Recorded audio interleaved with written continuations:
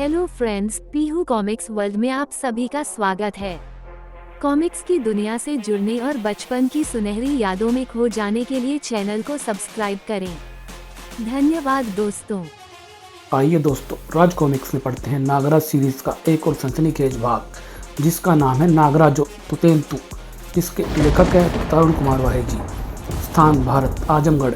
कभी आलीशान रही यह हवेली, आज बाहर से बेहद खस्ता हालत है। हवेली के बारे में बड़े बुजुर्गों का कहना है कि इसके मालिक राजा वीर प्रताप सिंह की रूह आज भी हवेली में भटकती देखी जा सकती है, और यही वजह है कि हवेली की चर्चा तक होठों पर आते ही लोगों के जिस्म में मौत की सिरहन दौड़ जाती है। कैसी होगी आज ये हवेली भीतर से? आइए हवेली के भीतर चलकर देखते हैं। उफ, इतनी चकाचौंध कि कुछ पलों तक आंखें खुली रख पाना भी असंभव है, और जब आंखें तो भूल जाए कि पलकें भी चपकना। हा हा, हीरो का चोर हूँ मैं, चुराता हूँ केवल हीरे।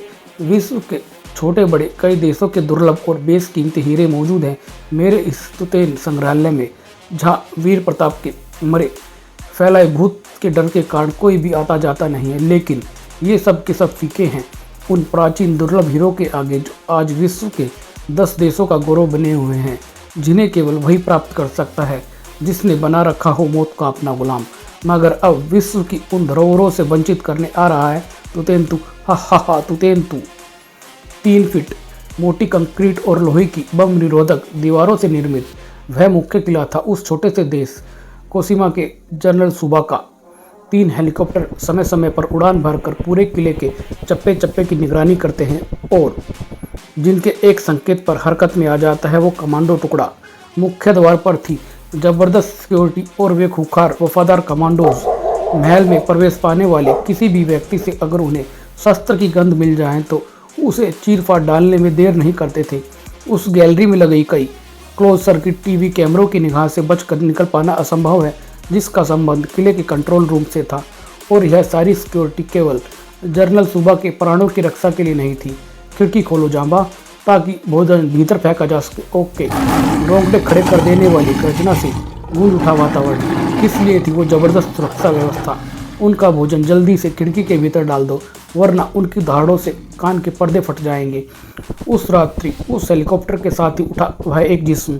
कौन था ये जिसे अपनी जान प्यारी ना थी? हेलीकॉप्टर में मौजूद एकमात्र चालक को संभलने तक का अवसर न मिला। अब तुम्हारा स्थान ग्रहण करने आ गया हूँ मैं। मौत के जबड़े में हाथ डालने के लिए हेलीकॉप्टर में प्रवेश कर गया वो। अगले ही पल किले की ओर झुक गया वह हेलीकॉप्टर। अब मैं इस हेलीकॉप्टर को किले के मुख्य द्वार में प्रवेश करवाऊंगा।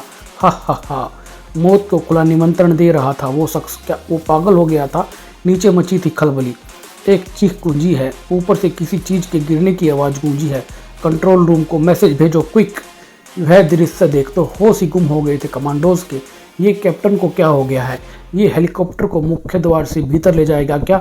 कोई और करे तो क्या करे? सचमुच हेलीकॉप्टर सहित मुख्य द्वार में प्रवेश कर गया था मौत का वो दीवाना। धमाके से बौखलाए वे खूंखार कुत्ते फरस पर फिसलते जा रहे हेलीकॉप्टर के पीछे लपके, साथ ही उसके पहिए में उलझता चला गया कालीन। हेलीकॉप्टर को कर दिया पहियों से लिपटे कालीन ने। मैं मौत का आशिक हूँ, हा हा हा, मौत भी मुझे मंजिल तक पहुँचने से नहीं रोक सकती है। सिक्योरिटी की एक व्यवस्था के परकछे उस हेलीकॉप्टर के साथ ही उड़ते चले गए थे। जनरल सुबह की समस्त नसें तन गई थी उस नकाबपोश को देखकर। किले की घेराबंदी कर लो, वह जो भी है बचकर नहीं जाना चाहिए सर। वह अति विशिष्ट क्षेत्र में प्रवेश कर गया है। सहसा क्रूर चमक गई थी जनरल सुबह के चेहरे पर। ये उसी चीज के चक्कर में लगता है जिसे केवल वही प्राप्त कर सकता है जिसे मौत न मार सके। और सर, उस कक्ष में प्रवेश करने के साथ ही मौत झपट पड़ेगी उस पर। एक जबरदस्त घुसे की चोट ने उसे उस खिड़की के भीतर उछाल फेंका। ओह ओह, इन शेरों की जबड़े से बचे बगैर मैं उस चीज़ तक नहीं पहुंच सकता हूं। शेर उसे फाड़ खाने को बेताब थे। तुम्हारा इंतजाम भी है मेरे पास। उसकी मसाल वाली कलाई चबा गया एक शेर। पीड़ा के कारण जबड़े सख्ती के साथ भिंच गए थे उसके। गोलियों से उस शेर का पेट तो उसने भर दिया, लेकिन उतर गया उसके चेहरे से वो नकाब। सामने था तुतेंतु, मौत से गिरा होने के बाद भी जिसके चेहरे पर थी मुस्कान। हा हा हा, मेरा नाम है तुतेंतु। नायाब हीरे को प्राप्त करने के लिए ये पीड़ा हंसते हंसते सह जाऊंगा मैं। उफ, यह आदमी है कि शैतान? हा हा, मौत घुस फंसेगी मौत के जबड़े में। अपनी मौत के जबड़ों को चीर दिया था तुतेंतु ने। उफ, हमारी सारी व्यवस्थाओं की धज्जियां उड़ा दी है उसने। वह उस चीज के निकट है, उसे रोकना होगा। हा हा, मेरी मंजिल मेरे सामने है। तुतेंतु की मंजिल थी वह नायाबी, बेशकीमती और दुर्लभ हीरा। मेरी पहली सफलता है ये। नायाबी हीरे वाले कक्ष के बाहर तुतेंतु के स्वागत को आ पहुंचा था। जनरल सुबह अपने कमांडोज के साथ दिखाई पड़ते ही गोलियों से छलनी कर दो। वह इसी रास्ते से बाहर निकलेगा, क्योंकि भीतर जाने और बाहर आने का यही एकमात्र रास्ता है। लेकिन बाहर आकर गिरी उस चीज को देखते ही हड़कंप मच गया था। उफ, भागो, ये तो बम है। गैलरी में भागता चला गया एक साया। वह भाग रहा है, भून डालो उसे, किल हिम किल हिम। मुख्य द्वार से बाहर निकलते ही हुई भारी गोली बारिश, और इस बार द्वार पर ही लुढ़क गया था वह शैतान। और पलक झपकते ही इकट्ठा हो गए कमांडोज उसके इर्द गिर्द। मर गया। भयानक तबाही मचा दी थी इसने। नायाबी पर कब्जा कर लो। और तभी मौत का तूफान बरस पड़ा। हा हा हा, नायाबी पर मेरा केवल तुतेंतु का कब्जा। उफ, धोखा। और मेरा अगला शिकार होगा new bank of America limited.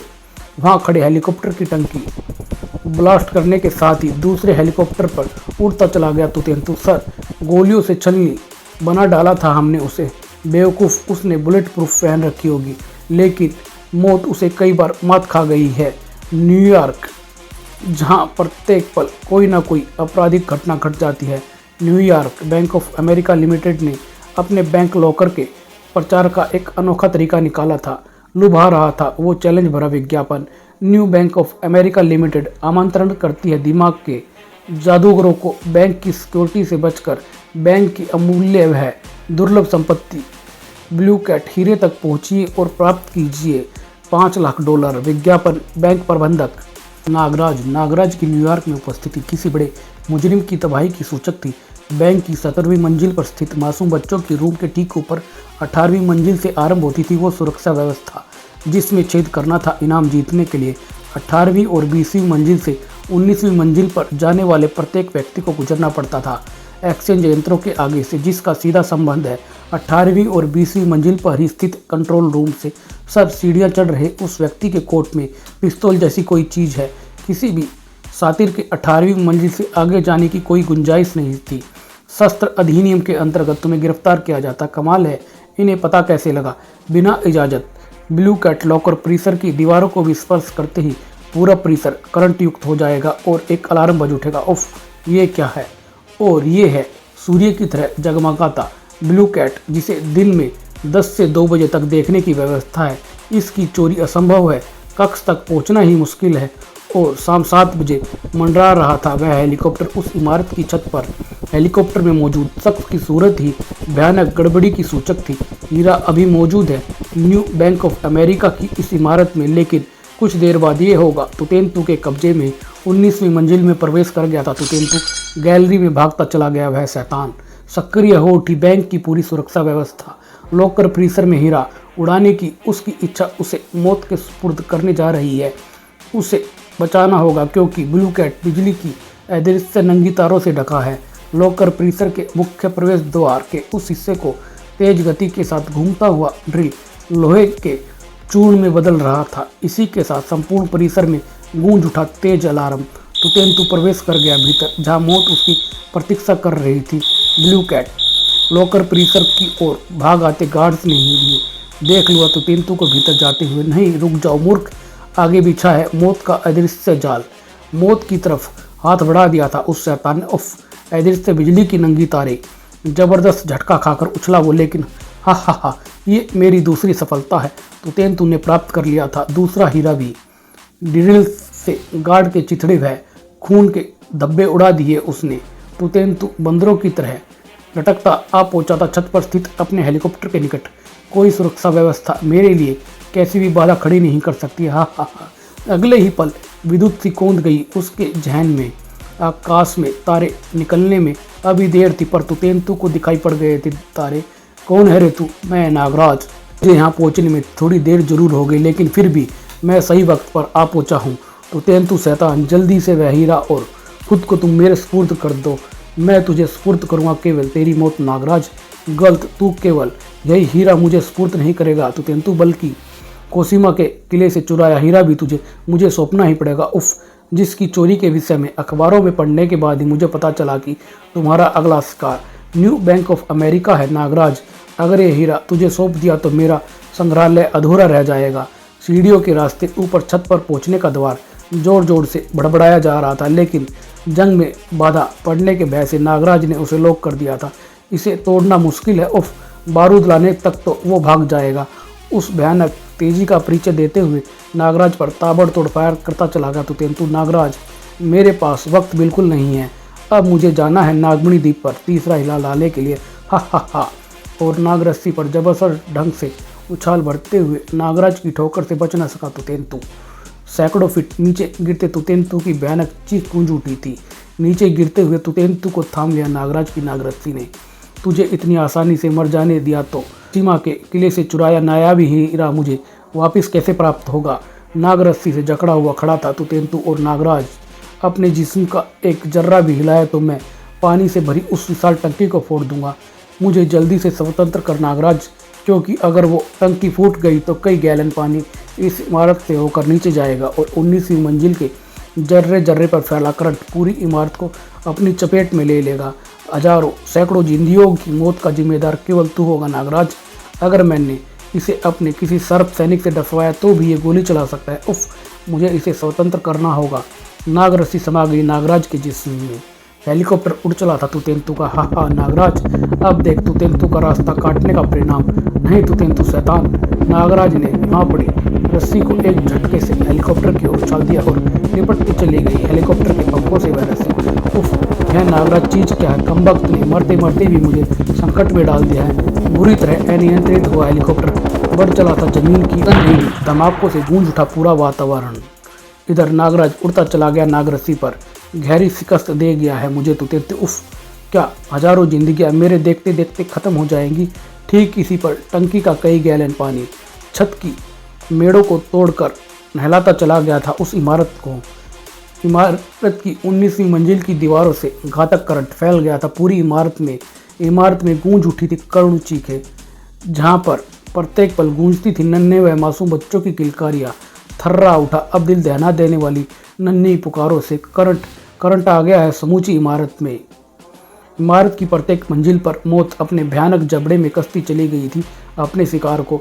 Building को सैकड़ों की कब्रगाह बनते देख नागराज बुरी तरह विचलित हो उठा था। उफ, सच समूची इमारत में करंट आ गया है लगता है, और सैकड़ों हजारों लोग बिल्डिंग में हैं कि झुर्रियों ने जैसे जकड़ दिया था उसे। और फिर आतंक में डूबे लोगों के सम्मुख प्रस्तुत हुआ हृदय झंझोड़ देने वाला वह दृश्य। ट्रक भर भर कर भेजा गया लाशों को, घायलों से पटा था अस्पताल। नागराज की आंखों के समक्ष भी अंधेरा छा गया जब मासूम बच्चों के शव बाहर लाए गए थे। मेरा बच्चा, मेरा सपना, आह नहीं नहीं, ये ऐसे नहीं देख सकता हूँ मैं, छाती फट जाएगी मेरी भी। उस वक्त तो अंतरिक्ष में नाच गया नागराज का मस्तिष्क जब स्थिरग्रस्त पड़े हेलीकॉप्टर में तुतेंतु को गायब पाया उसने। इस महाहत्याकांड का महाहत्यारा तुतेंतु कहाँ गायब हो गया है?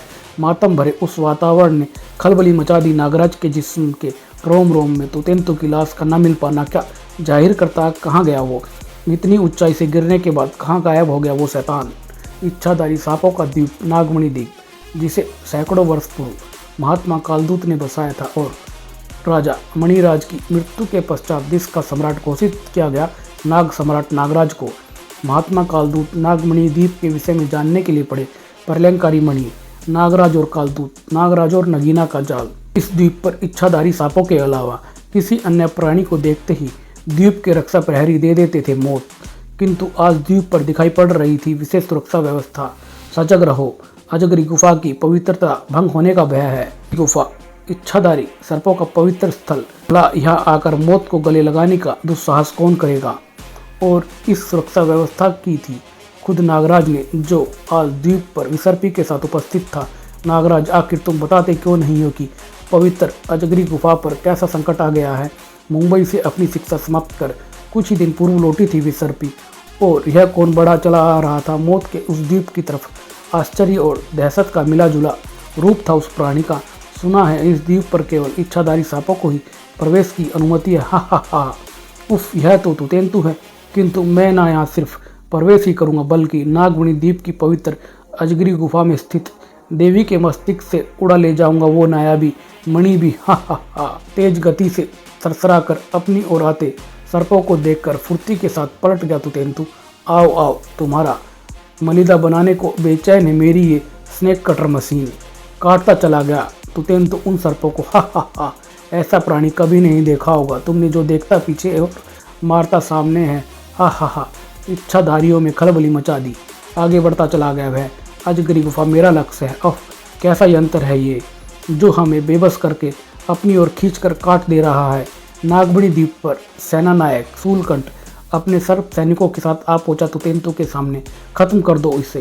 तुतेंतु के चेहरे पर खतरनाक भाव आ गए थे। खत्म करने के लिए तुम्हें मुझ तक पहुंचना पड़ेगा प्यारे सर्प मानव। शूलकंठ ने तुरंत एक भाला उसके एक पंख में फंसा दिया। उफ, ये तो कुछ समझदार लगता है। शूलकंठ तुतेंतु की फुर्ती का सामना न कर सका। उधर नागराज वृक्ष के नीचे उतर आया था। आओ विसर्पी, मैं एक बार फिर अजगरी गुफा तक द्वीप की व्यवस्था देख लेना चाहता। ओह ठीक है नागराज। उधर अजगरी गुफा के बाहर स्थित पूरी व्यवस्था को तहस नहस करता तुतेंतु तूफान की तरह प्रविष्ट हो गया अजगरी गुफा में। इसी पल उस पर चारों दिशाओं से टूट पड़े मंदिर के प्रहरी सर्प। तुतेंतु ने काट काट कर फेंक दिया था उन्हें। जा पहुंचा देवी के मस्तिष्क तक। क्षमा करना देवी, अब ये हीरा आपके मस्तिष्क पर सुशोभित न रह सकेगा। अब ये अपनी छटा बिखेरेगा तुतेंतु के संग्रहालय में। हा हा हा। इधर एकाएक ही दहल उठा वातावरण। ओफ, ये क्या! सन्नाटा सा खिंच गया विसर्पी और नागराज के चेहरों पर। ये तो प्रलय के लक्षण हैं जो इन दिनों भी प्रकट हुए थे जब टॉम और गोगा नामक दो मनुष्य पवित्र अजगरी गुफा से मणि लेकर फरार हो गए थे। उफ नागराज, क्या वो संकट आ गया जिसके लिए तुम चिंतित थे? नोट: टॉम और गोगा के विषय में जानने के लिए पढ़े नागराज का एक जबरदस्त थ्रिल कॉमिक्स प्रलयंकारी मणि। पहुंचा बुरी तरह घायल शूलकंठ। नागराज, राजकुमारी जी, आह उफ तांबी, यह शूलकंठ को क्या हो गया है? ये तो बुरी तरह से घायल है। वो शैतान तुतेंतु अजगरी गुफा में मणि, आह उफ तांबी, इसे फौरन राजवैद्य के पास ले जाओ। अजगरी गुफा से बाहर निकलते तुतेंतु की राह रोक ली थी कई अन्य सर्प सैनिकों ने। तुतेंतु के रास्ते से हट जाओ मूर्खों। ठीक तभी अजगरी गुफा के ऊपर से कूदा नागराज। ओफ, मुझे तेरी ही प्रतीक्षा थी तुतेंतु। ओह, यह क्या!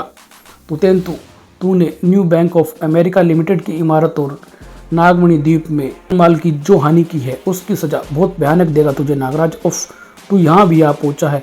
रोमांच के कारण चीख निकल गई विसर्पी के मुंह से। नागराज, इस दरिंदे को जिंदा मत छोड़ना, इसने अजगरी गुफा को अपवित्र किया है। नागराज पर झपटा तुतेंतु। नागराज उसके वार को फुर्ती से बचा गया। इसका चेहरा पीठ की तरफ घुमा हुआ है, फिर भी ये जीवित कैसे है? उफ, कैसा अचरज है। नागराज से सामना करने के लिए तुतेंतु ने अपनी गर्दन को एकाएक झटका देकर सीधा किया। नागराज, पहली बार मुझसे मात खाने के बाद भी तेरे होश तुरंत नहीं हुए जो यहाँ भी आ पहुँचा है तू। तुतेंतु, जब तक मैं तेरा अंत नहीं कर लेता तब तक मैं तेरा पीछा नहीं छोड़ूंगा। और उफ, जमीन से टकराकर चकनाचूर हो गया तुतेंतु के पैरों में फिट दोनों शस्त्र। उठ खड़ा हो गया तुतेंतु। मेरे कई सवालों के जवाब तुझे देने हैं। अगले पल नागराज को स्तब्ध कर दिया तुतेंतु ने। उफ नागराज, जा नागराज, वरना छोकरी की गर्दन धड़ से जुदा कर दूंगा मैं। विसर्पी को छोड़ दे कायर। विसर्पी को ढाल बनाए पीछे हटता चला गया तुतेंतु। मैं तुझसे जंग करने में अपना समय बर्बाद नहीं करना चाहता नागराज, क्योंकि अभी मेरा मिशन पूरा नहीं हुआ है। मैं इसे अपने साथ ले जाऊंगा। और याद रखना नागराज, मेरी अगली मंजिल है ब्रिटेन की राजकुमारी के ताज में जड़ा हीरा। मेरी फिक्र मत करो नागराज, इसे रोको अन्यथा गजब हो जाएगा।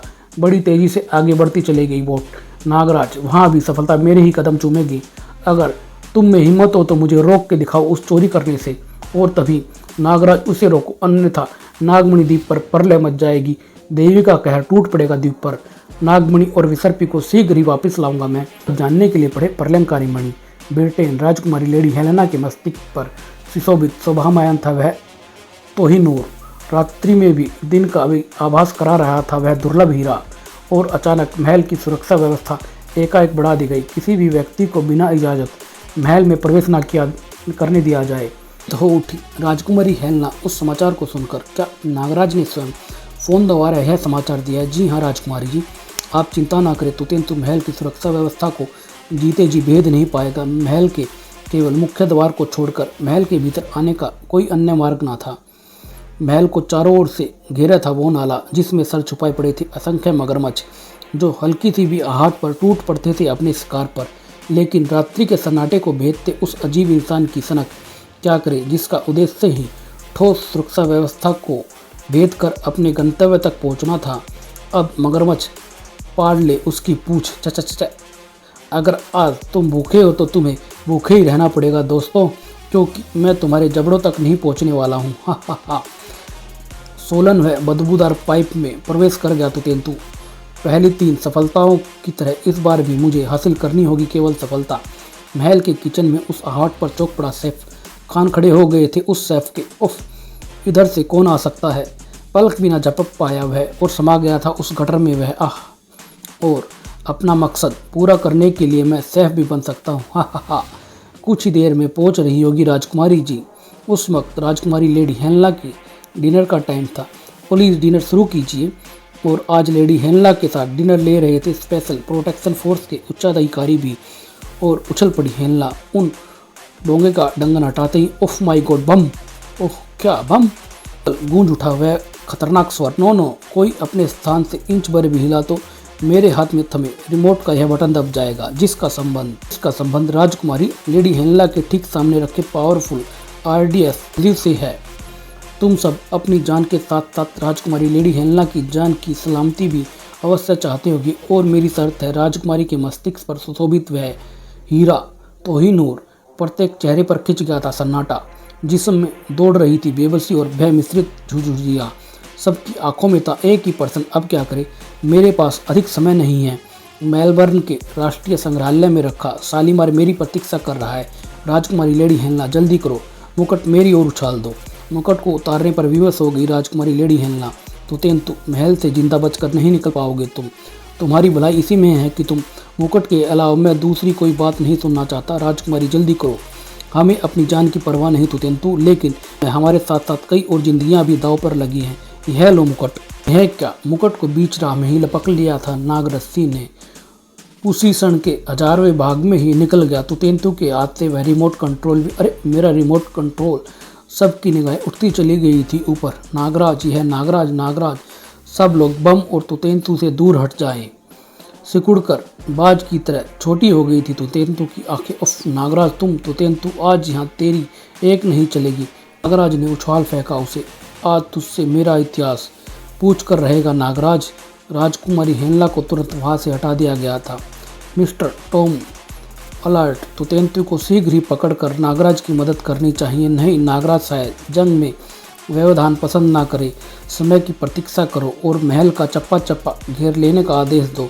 तुतेंतु ने डाइनिंग टेबल पर पड़े बर्तनों को अपना शस्त्र बनाया। नागराज, मुझे अपना काम कर लेने दे। वह मुकुट मुझे सौंप दे। तू मुझसे ना जीत पाएगा यहाँ। उसने उस ट्रेली को बेहद तेजी के साथ धक्का दिया और डाइनिंग टेबल का दूसरा सिरा एक झटके से ऊपर उठा और बड़ी तेजी के साथ फिसलता गया वह डोंगा, और ना जाने कैसे फट गया डोंगे में रखा वो शक्तिशाली बम। तुतेंतु लड़खड़ाया। और ये क्या? नागराज अपनी लगाई आग में ही जल मरा। तुतेंतु नाम का ये शैतान, इसे इतनी आसानी से नहीं मरना चाहिए था। इसके एकाएक मर जाने से मेरी परेशानियां बढ़ गई हैं। विसर्पी के साथ नागमणि को कहाँ ढूंढूंगा मैं अब? नागराज जी की परेशानी पर पड़े बल गहराते जा रहे थे। तुतेंतु की विवश लाश ले जाने को शीघ्र ही वहाँ आया गया एक ताबूत। इसकी लाश को ताबूत में डालकर इस कक्ष को पुलिस कार्रवाई होने तक बंद कर दो। Yes sir.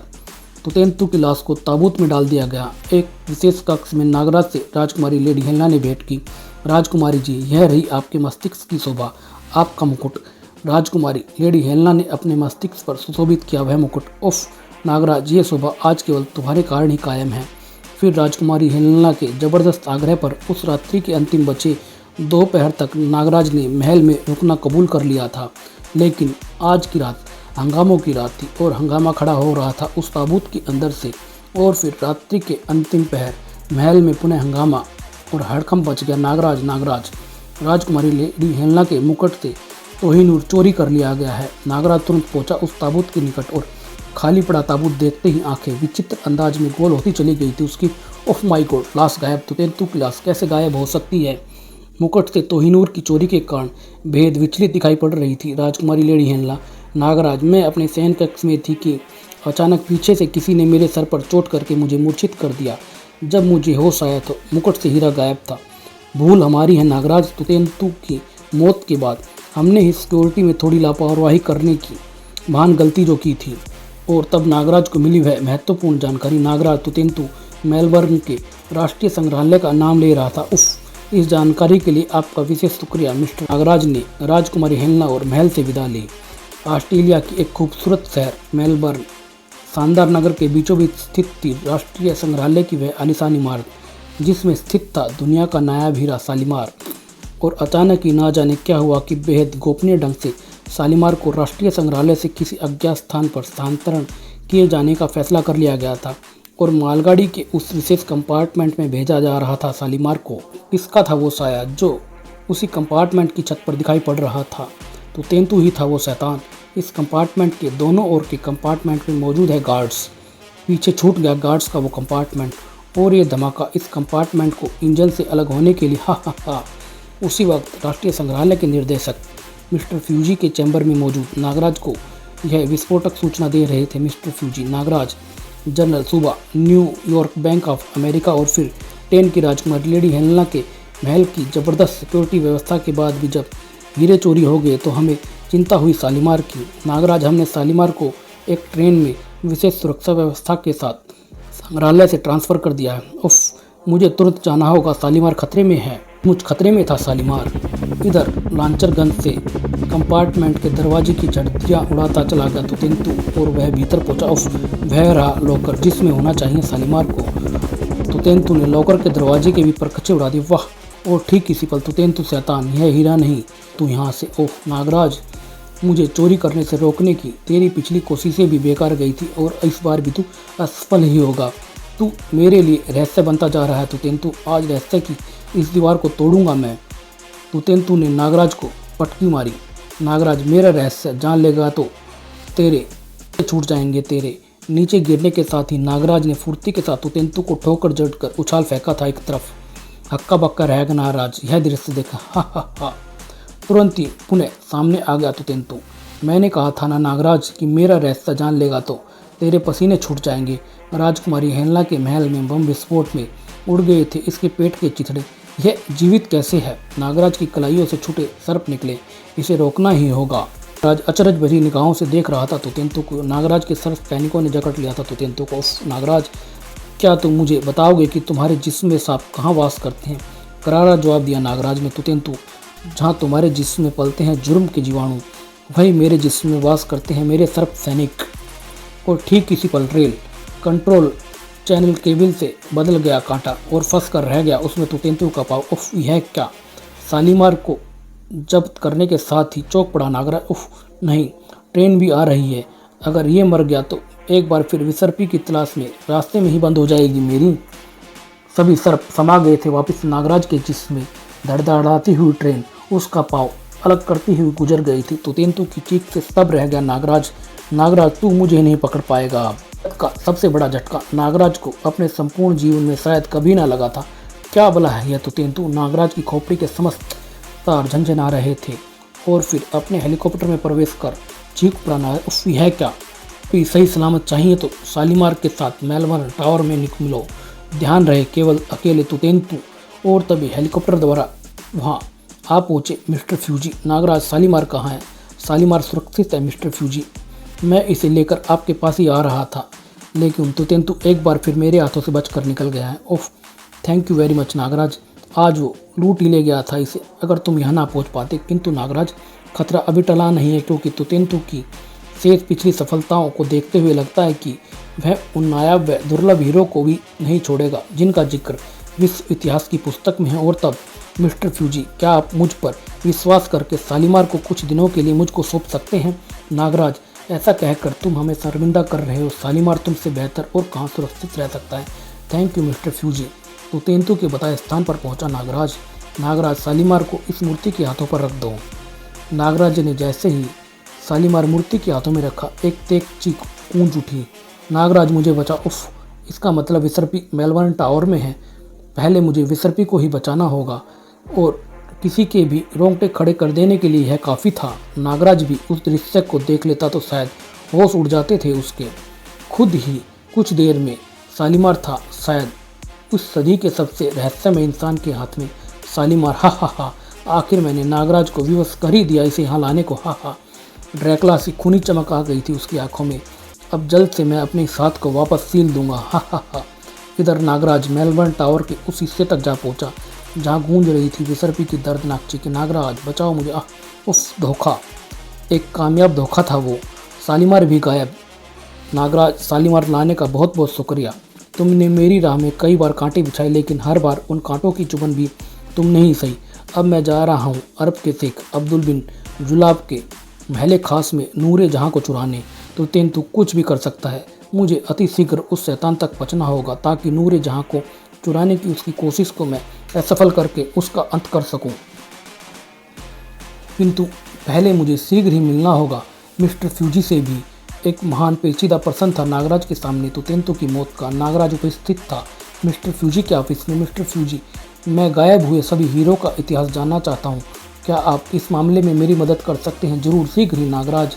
इस लाइब्रेरी में तुम्हें विश्व इतिहास की बेहद दुर्लभ पुस्तकें भी मिल जाएंगी। नागराज उलट रहा था उस बेहद प्राचीन पुस्तक के पन्ने। बेहद खस्ता हो चुकी हैं ये पुस्तकें।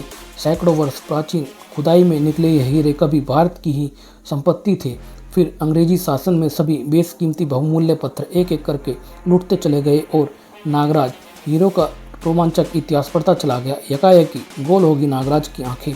और यह क्या? उफ, नहीं, विश्वास नहीं होता मुझे इस बात पर, किंतु विश्वास करना पड़ेगा, विश्वास करना ही पड़ेगा। अब रहस्य व रोमांच के कारण नागराज के मस्तिष्क में फुलझड़ियाँ सी छूटने लगी थी।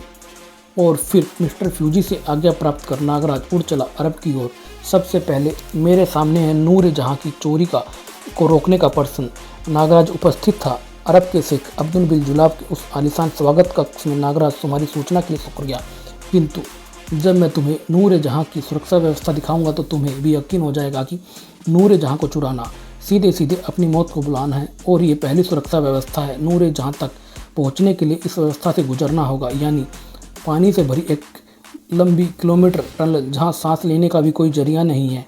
उसके बाद ये व्यवस्था, यानी एक ऐसा चैम्बर जहाँ फर्श पर बिखरे हैं अंगारे और जिसकी दीवारों और छतों में लगी है हार्ड प्लेट्स। फिर ऑक्सीजन रहित चैम्बर पार करने के बाद एक तेजाब के टैंक में मौजूद है नूर जहाँ। कोई जीवित इंसान नूर जहाँ तक नहीं पहुँच सकता, किंतु यदि किसी ने मौत को ही काबू कर रखा है तो अपने वश में। इसके अलावा भी एक व्यवस्था ऐसी है जो हीरे के अपने स्थान से हटते ही स्वचालित ढंग से वहां से गुजरने वाले व्यक्ति को दे देगी एक भयानक मौत। निसंदेह इस सुरक्षा व्यवस्था को कोई भी पार नहीं कर सकता, मैं भी नहीं कर सकता हूँ। शेख साहब बताने लगे उसे अंतिम व्यवस्था के विषय में। लेकिन यह क्या, ये कौन आ पहुँचा था नूर जहाँ तक? हा, नूर जहाँ पर मेरा कब्जा हुआ। उफ, मेरा हाथ, कोई परवाह नहीं। नूर जहाँ को प्राप्त करने के लिए मुझे ये भी स्वीकार है। और तभी तुतेंतु सारी व्यवस्था भेद कर तू यहाँ तक आ तो पहुँचा, पर अब एक नज़र मुझ पर भी डाल ले। नागराज के आग्रह पर शेख साहब ने नागराज को वहाँ तैनात करने की व्यवस्था की थी, यानी नागराज पर। तुतेंतु ने पूरी शक्ति से नागराज पर खींच मारा। नूर जहाँ ले जाने से मुझे कोई नहीं रोक सकता है। नागराज की आंखों के समक्ष अंधेरा छा गया था। नूर जहाँ को उठाकर भागता चला गया तुतेंतु ऑक्सीजन रहित चैम्बर में। हा, मुझे सांस लेने के लिए ऑक्सीजन की क्या ज़रूरत है? नागराज तुतेंतु के पीछे प्रवेश कर गया ऑक्सीजन रहित चैम्बर में। उफ, दम घुटने लगा है मेरा। नागराज, जल्दी आओ, देख मैं जा रहा हूँ। लड़खड़ा कर गिर गया नागराज। लंबी दम घोटू उकारें निकल रही थी उसके मुंह से। उफ, नहीं, इस समय अगर मैंने हिम्मत हार दी तो सब कुछ समाप्त हो जाएगा, सब कुछ। उफ, नहीं। और कामयाब हो गया नागराज उस चैम्बर को पार करने में। तो तेंतु पल भर को भी ना रुका अंगारों की फर्श को देखकर। हा, नागराज, ये सुरक्षा व्यवस्थाएं मेरे लिए बाधाएं उत्पन्न करने के लिए बनाई गई, लेकिन अब ये बनेंगी तेरी दुविधाएं। पीड़ा से जबड़े भिज गए नागराज की अंगारों के फर्श पर पहुंचती। उफ, शैतान तुतेंतु, तू बाच कर ना भाग सकेगा। शीघ्र ही संभल कर तुतेंतु ने नागराज पर किया अंगारों की बारिश का वार। ये अंगारे तुझे जलाकर भस्म कर देंगे नागराज। पुनः भाग निकला तुतेंतु वहाँ से। पानी की टंकी में प्रवेश कर गया तुतेंतु और उसके पीछे ही नागराज भी। 1 किलोमीटर लंबी टनल बिना सांस रोके मैं पार कर पाऊंगा क्या? निश्चित रूप से उस जंग के साथ साथ जबरदस्त मानसिक जंग भी लड़ रहा था नागराज। शीघ्र ही टनल से बाहर आ गया नागराज और उस अंतिम स्वचालित सुरक्षा व्यवस्था से नहीं बच पाएगा होगा तुतेंतु।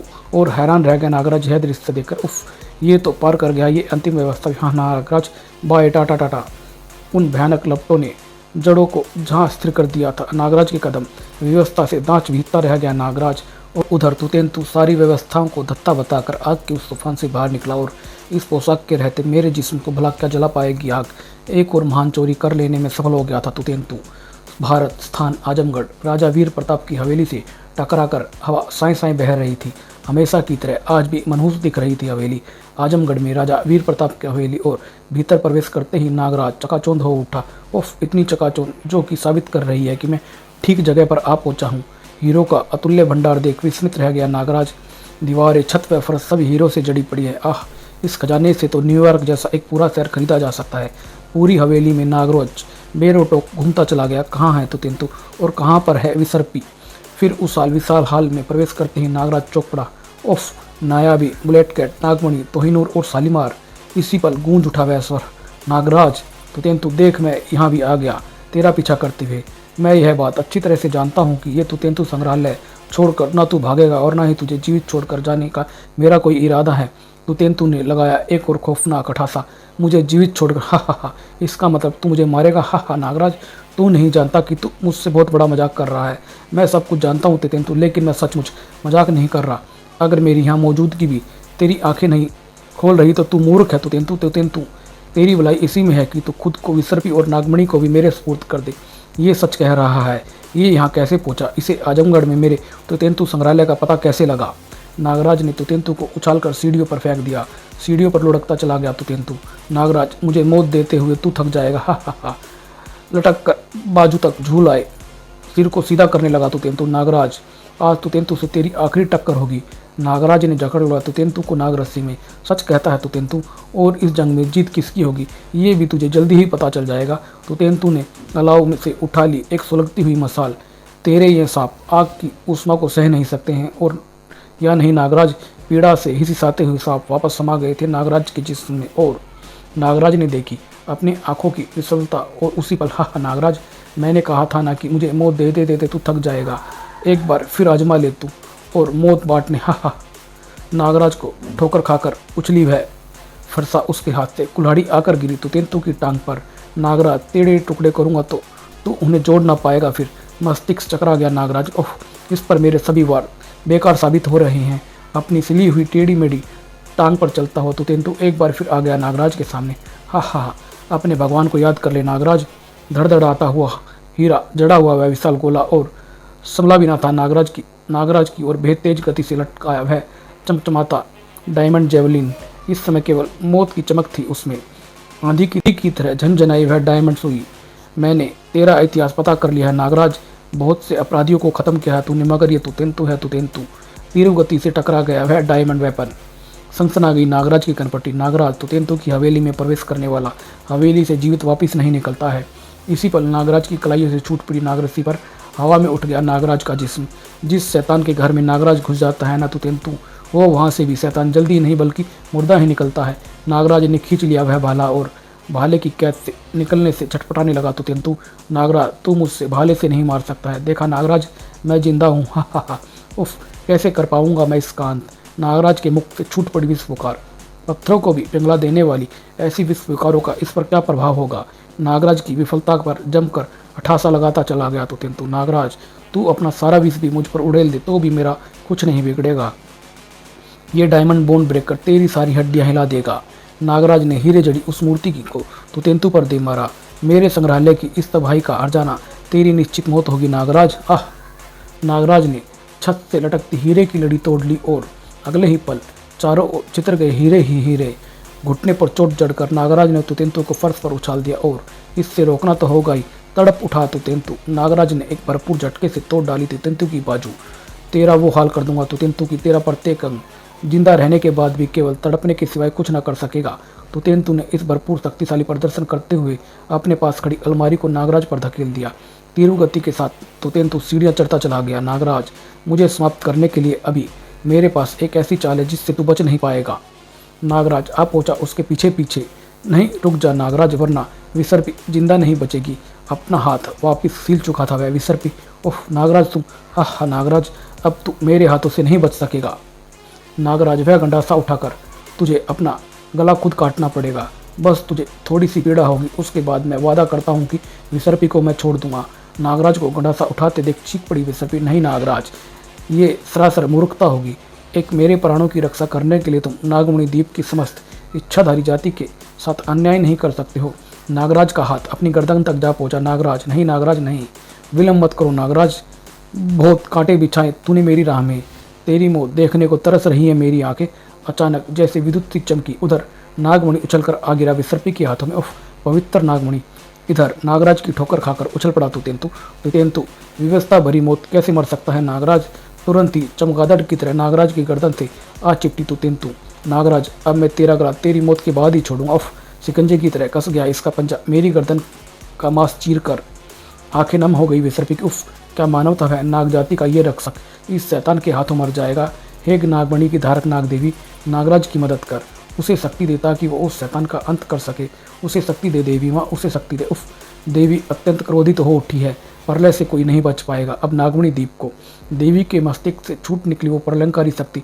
दहल उठा वातावरण, गड़गड़ा उठी बिजलियाँ। और उफ, यह क्या? नागराज की आंखों से निकली वो शक्ति मौत बनकर झपटी तुतेंतु पर। किसी अलौकिक देवी का संचार होता महसूस हो रहा है मुझे अपनी आंखों में। उफ, आह, भभक से जल उठा तुतेंतु। नहीं, मैं जल रहा हूँ। आह, इसी पल चीख पड़ी विसर्पी। नागराज तुतेंतु का हाथ लीवर खींच रहा है। उफ, नहीं, विसर्पी की कनपटी भेदने को दोनों ओर से तीव्र गति के साथ दौड़ पड़े थे वीरे। उफ, नागराज बचाओ। बाज की तरह गंडासा झपटा कर उसने काट डाले विसर्पी के बंधन को। बाल बाल बची विसर्पी। उफ, नागराज उस बाले की नोक पर उठा लिया। नागराज ने उस हाथ को। खत्म हो गया इस शैतान का किस्सा। नागराज, नाग देवी ने सुन ली मेरी पुकार। उफ, तो नाग देवी की शक्ति प्रविष्ट कर गई थी मुझ में, जिसके कारण समाप्त हो उसका तुतेंतु। नागराज ने तड़पते तुतेंतु के साथ ही आग को भेद चढ़ा दिया वह हाथ। और नागराज की उस जबरदस्त चोट ने जय देवी माँ कोयला बन चुकी उसकी लाश को दूर दूर तक बखेर दिया था। पूर्व से उदय हुआ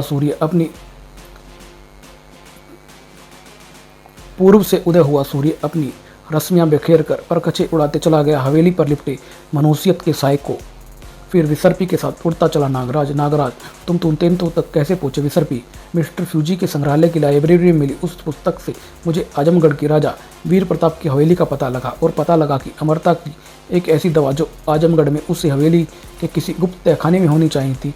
है तो ये केवल अंधविश्वास की बात, लेकिन जब तुतेंतु कई बार मरने के बाद भी जीवित ही रहा तो मुझे शक हुआ कि अवश्य ही उसने वह दवा प्राप्त कर ली थी जिसे पीकर उसका शरीर अमर बन गया था। हाँ विसर्पी, तुतेंतु एक मुर्दा था, एक जिंदा मुर्दा।